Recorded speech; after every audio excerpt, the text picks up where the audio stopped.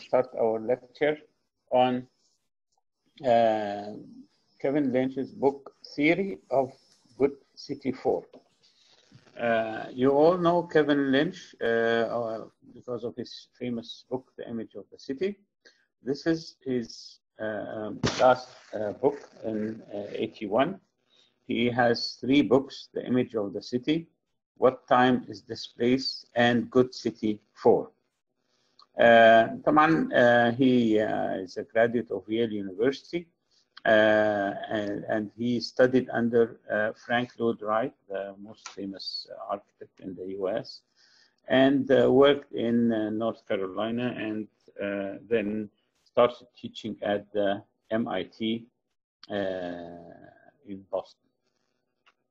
He became assistant professor 49 and tenured in 53, and became full professor in 55 and full professor in 63. His contributions to the field of urban and city planning through his books and writings and lectures is very notable. He based his work on empirical research. So he used to do surveys and interviews and measurements from cities and so forth. And this is evident in his work, The Image of the City. His focus was on the mental mapping and how people perceive the city and navigate in the urban landscape. He also was a practitioner during his time, and he died in 1984. The Good City Form is a book that is dedicated to what should be done. So what makes a good city? His work, The Image of the City, was based on what the city is and how people perceive it. But this work is looking towards how and what should a good city be and look like. And he provides a comprehensive discussion of urban theory, and then presented his own theory that we will discuss today.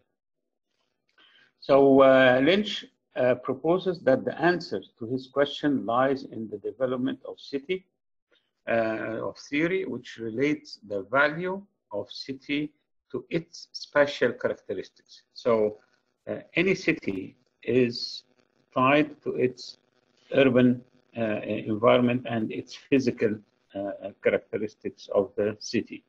So this is how we make it. He proposed a model or a theory that is made of 5 elements: vitality, sense, fit, access, and control. And we will discuss each one of them in detail. He added 2 other meta criteria that is a criteria more general than this, which is efficiency and justice. So this is his illustration of his model of how the city is the good city should look like: vitality, sense, fit, access, and control. And there is also efficiency and justice forces. So Lynch tests out his approach on city size, growth, conservation, utopian models, and planning practices, and introduced all these in his model of the city. His objective is to provide a holistic approach about analyzing cities and providing good city form for the residents. And this was his main goal. So his objective was also to target decision makers of the city, to change how they consider the assets and potential of cities and how to organize and manage these assets. So if decision makers' minds or visions are changed, the city can become a better and good place for everyone. So his theory or his approach provides a toolkit. The 5 elements that he presented can be used to analyze the good city form and to make it more appropriate and livable and happy for its residents.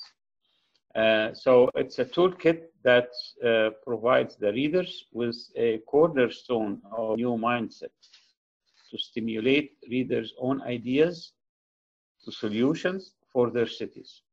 So how do you solve the problems of the cities? You can use his theory and approach to provide ideas and projects for the city. He also wants to initiate or engender a critical debate among decision makers at different levels. So the residents, the managers, the presidents, the people who are working in institutions that are affecting the city can discuss these issues and to influence the policy, strategies, and actions undertaken in the cities.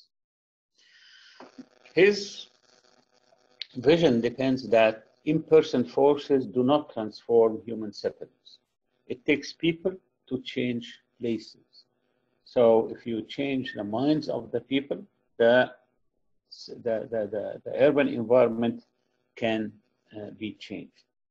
So the independent and relatively sudden jump of civilization has occurred some 6 or 7 times in world history. During the evolution of cities and their transformation, it's not the first time that we witness these emerging cities and urbanization in all the cities.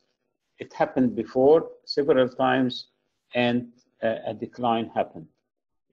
Those of you who read Al-Muqaddimah of Ibn Khaldun will also realize how Ibn Khaldun talks about the city and civilization and urbanization as a illustration of the height of civilizations and achievements. So his argument is that first cities emerged only after agricultural revolution. When you have good agriculture and production in the city, this provides opportunity for cities to emerge as commerce place that people can exchange goods and products in the city. New skills develop to serve the new elite of the city. So all cities, they start with a revolution, and people start to come to the city from different parts to immigrate to the city because it has better quality of life. It has good opportunity, income, interaction, markets, and so forth. So they became attraction for everyone to be there. So the physical environment of the city plays a big role in the success and flourishing of civilizations. So he calls the city is a great place, a release, a new world, but also it's a place of a new oppression of poor and weak parts of the population. So while it's a great place for some, it's an oppressive place for others. Its layout is therefore carefully planned to reinforce the sense of awe. That's why major cities, they present this awe experience or the surprise of the magnitude and power of the word city. So why do cities change? They change in order to provide better access and space for production, opportunity for profit in real estate and development, control of space in order to control the productive process and its participants. So cities are major centers, not only for themselves, but for the control of the areas and wealth around them. So the first item that we will discuss will be vitality. How cities are vital and they have, the vital signs of the human being, pressure and temperature and breathing and so forth. These are vital signs. Also cities, they have vitalities. How do they support functions and biological requirements of the human beings, capabilities of human being, how to protect the survival of the species in the city. So this what makes the vitality of the city. How much does it support people? So he mentioned three principles in which that relate to vitality: sustenance, safety, and consonance. So sustenance, how the city provides basic needs and food for its people. Safety, how much safety does it do, and do people feel inside the city? And consonance, how does it relate or correlate to the people's needs? The first item is sustenance, is that the city provides all items or elements that sustains life: food, energy, water, air, and also the waste disposal and garbage collection and hygiene and health, public health matters. So it provides all this for its people. Safety is an essential element. People should feel safe inside the city. It's a psychological safety, also social safety, and physical safety. So psychologically, you feel safe in the city, having protection by the police, by the concerned institutions. So you feel safe in the city. Social safety, that all groups in the city are safe. Physical safety, you have traffic rules, you have security rules for all the physical amenities. There should be safety from physical elements like hazards, poisons, and diseases. Also social and psychological safety like defense against violation attacks, and the prevention of food and fire, the resistance of earthquakes. So this is how people feel safe in a city. Consonance, that the environment should correlate with the biological structure of human being, how the natural rhythms are provided, and they are related to the sensory input, as we talked in the previous lectures about how the city is experienced through the senses, through not only vision, but also hearing and odors and smells and textures, and all senses play a role in the providing a place or feeling of the city. Okay, are you all following? Yes. Yes, doctor. Yes, we Yes. are. Okay, all right. Right. The second item in the model is sense. Sense is يعني dependent on the spatial form and quality, how we perceive the city. It also depends on the culture, temperament, status, experience, and current purpose of the observer. Sometimes you visit a city as a tourist. Sometimes you live in a city as a resident for short or long periods of time. So your sense of the city is depends on your cultural background, status, experience, previous experiences, your purpose of being in the city.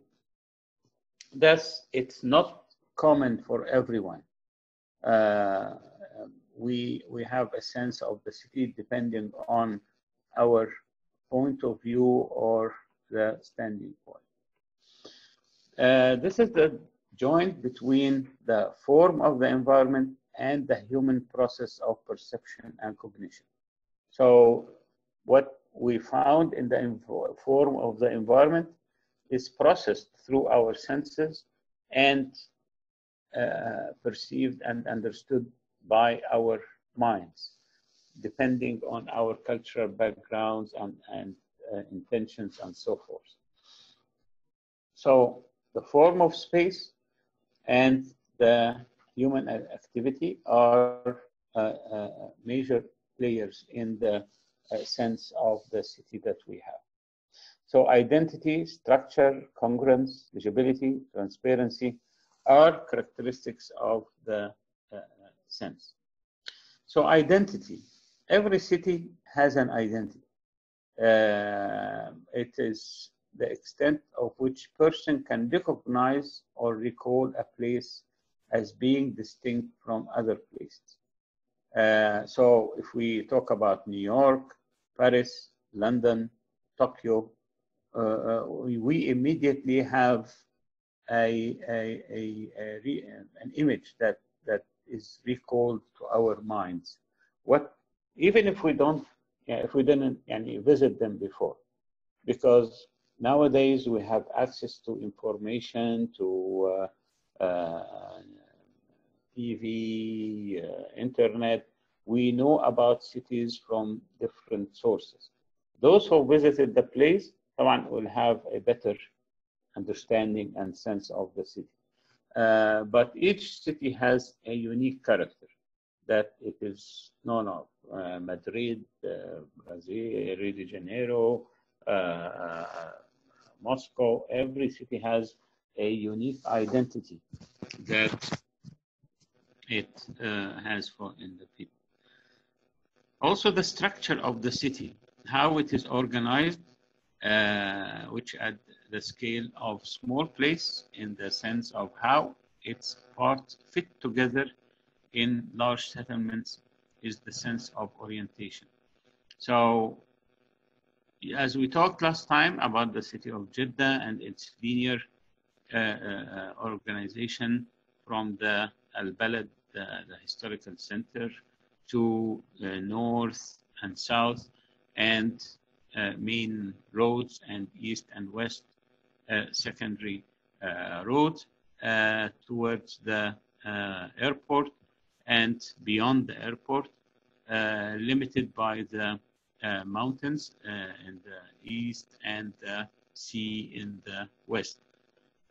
We have this structure that is an important part of our sense of the city.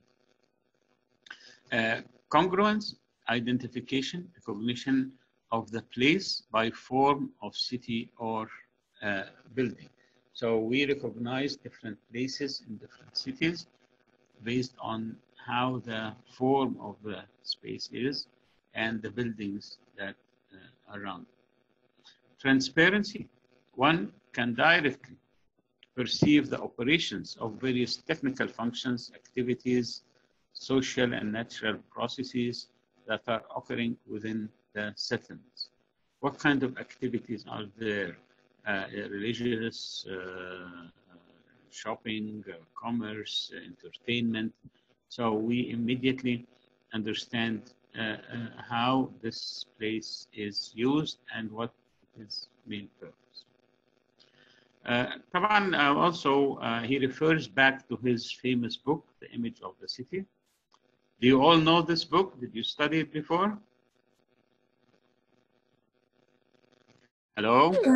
No, we did not study it before, but we heard about it في livable city. The image, no, the image of the city. Did did anyone get it? And any yes, course? I have the PDF of it. Because now with Dr. Azza, we have to. Yes, with Dr. Azza in her course. It's a classic book in urban design that all courses must teach it in different levels. Yeah, it's exactly like the mental mapping. It's exactly like Ching book, Architecture, Form, Space, and Order. Do you all have that? Yes. Yes. It's also a basic book in architecture courses. So he talks briefly about the image of the city. Legibility, inhabitants of settlements are able to communicate accurately to each other via its symbolic physical features. So for example, when someone asks you about an address or a place or where to find something, you direct them through the 5 elements that he talked about: the edge, the landmark, the node, the district, and the path. And these are considered major elements of how people perceive and communicate the city to each other. Go to this roundabout, you will find this. Go right, you will find this. You will find the sea.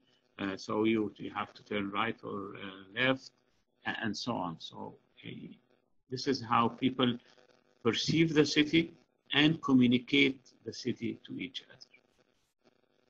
The next item in the model is fit. How the city is, the spatial and temporal pattern matches the behavior of the inhabitants. So how people interact with the city and how the city provides this fit to its users. It's a match between action and form. So if we change the form, we expect the actions of the people to change. It's like what you are doing in your intervention proposal. You understood a certain place that has some negative or disadvantages, and you are suggesting to change the form so that it can change the actions of people, can bring them more together, can provide better services and better opportunities for them. It is the match between place and whole pattern of behavior. So when we change the place, we change the behavior of people. And this is on the field of research that we call environment and behavior research. It is linked directly to the human body and the physical system that we have.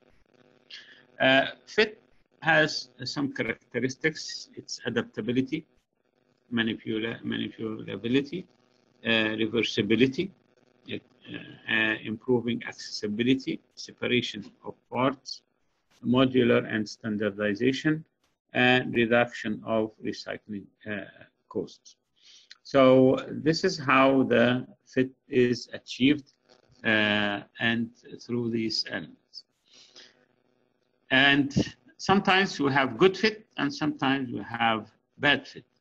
So in our work, we have good fit and we have bad fit.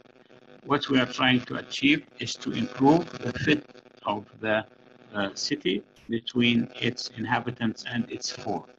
So, طبعا, we cannot have a perfect place, but we try, and this is our role as architects and urban designers, to improve the fit between people and their environment.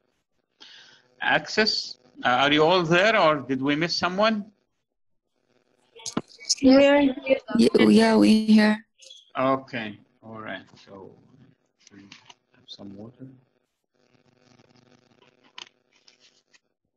Okay, the next item in the model is access. The city must provide good access to goods, services, place, and information with minimum time and effort. And that's why cities are important and vital for the people, because they are in continuous vibrant and movement to provide all this for the people. Access, what kind of access do we talk about? We have access to people, you can find other people, human activities, if you like sports, if you like activities like education, libraries, hospitals. There are services, you can find all services that you like.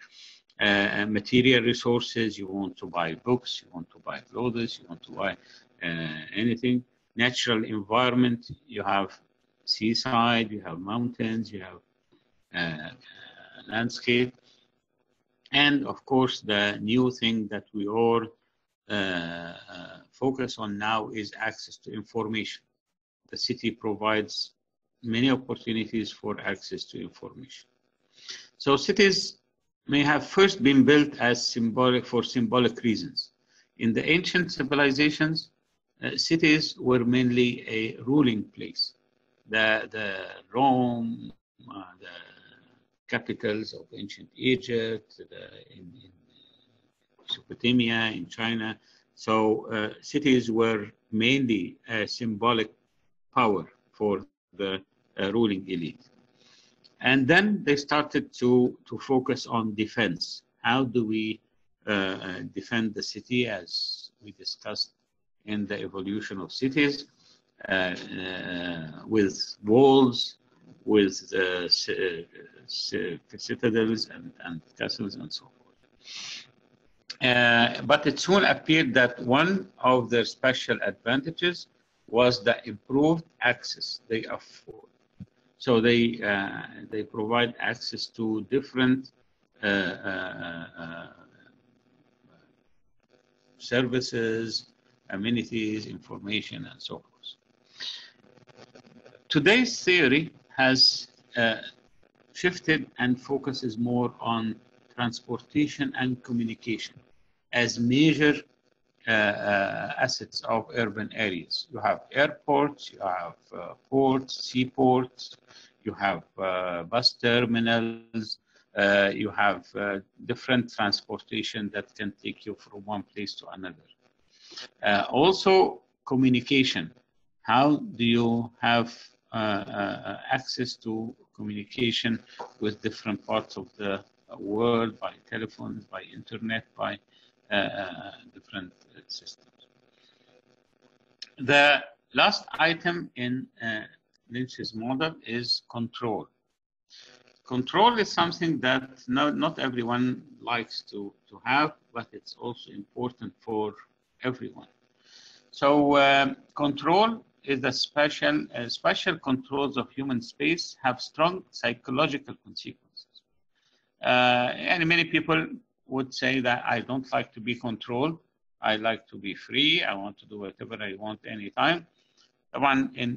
There is a limit for freedom. Yeah, and your freedom should not affect negatively other people's freedom. So feelings of anxiety might happen when you feel too much control. Satisfaction might be affected negatively, pride, or submission. So control has impact on the human beings. But the control can be explicit. You can go around and find cameras, find policemen, find rules here and there. So, and it can also be implicit. You can be controlled without being known, and without knowing that you are being controlled. It can be informal and even illegitimate. Sometimes people enforce control even if they don't have the right to. But in a positive way, it refers to a pervasive phenomena of territorial occupation of space and time. How much freedom do you have to occupy a certain space at a certain time? So there must be some limits, and so that it does not affect other people. So this is what we call spatial rights, like your right to be present, to presence in a place, to be in a specific place, to use a certain place or action or modification or disposition. So these spatial rights protect your right if someone else is invading this right or abusing this right. So if someone comes and uses the sidewalk for parking, this is not right. This is the sidewalk is the right of the pedestrian. So it's an illegitimate, and it's a control that is affecting you negatively. If someone takes part of the street and decides to make it a shopping or a shop or sale at any time, it will affect everyone there. So there must be a control to protect the people against abuse of the use of certain spaces. So control also is congruence, the extent of which the actual user or inhabitants of space control. How much control do you have? Is it permanent or temporary? طبعا your control allows you to better fit and greater security, satisfaction, and freedom as a consequence of it. The more control you have, you feel more satisfied. But there is a responsibility that it's, as you call it, a balancing criteria, and suppose that those who control the place should have motives, information, and power to do it. So it's a responsibility of those who dictate.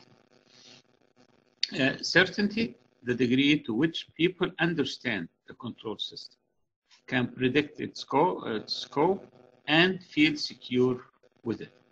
So the control has these three things.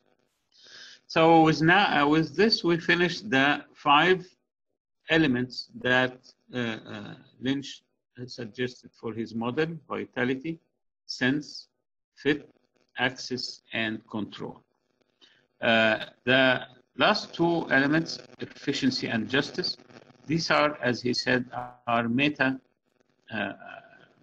elements that affect the whole thing, not only particularly the city. So the city should be efficient. Efficiency is a balancing criteria. It relates to achievement of the performance to a loss in some others. So you might achieve one of the elements, but at the same time, if you lose others. If you have vitality, you might you lose control. If you have sense, you might improve, you might lose fit. So you need to have a balance between the whole things. So efficiencies of settlement can be compared only by seeing which achieves the best level in some one dimension, given a fixed amount of other values expended or achieved. So in order to understand efficiency, we have to fix the other four and study or focus on only one so that we can understand its efficiency. If you change the 5 elements at the same time, you will not be able to understand which one is affecting the others more. Efficiency should be objective comparison in order to really achieve a meaningful result. It can be made only when all types of costs and benefits, but one are held constant. So we have to keep all the rest constant and change one and see how does it affect the others. There are interdimensional conflicts. If you want to have a vital environment, you might lose will conflict with decentralized user control. So you need to have a centralized control. To have an ideal, a vital environment will conflict with well-fitted one. So sense is an opposition to adaptability. The present and the future are always contradictory. So efficiency is a very difficult element to measure and assess in the city, because you have many things that are contradicting each other and might affect negatively. So, and justice is the way benefits and costs of any one kind are distributed between persons. So do we have equal opportunity and performance for everyone, vitality, sense, fit, access, and control? Do we have equality between genders, age, abilities, disabilities, age? So do we have justice in the distribution of services and elements or not? This is the last part, which is the conclusion. It's a summary of what we talked about. That good city form should be vital, sensible, well-fitted, accessible, and well-controlled. So these are the 5 elements that he talked about. This is all achieved with justice and efficiency. So this model that Lynch proposed of the 5 elements that make a good city with efficiency and justice. That's the end of the lecture, and thank you for your listening. Okay, are we all there?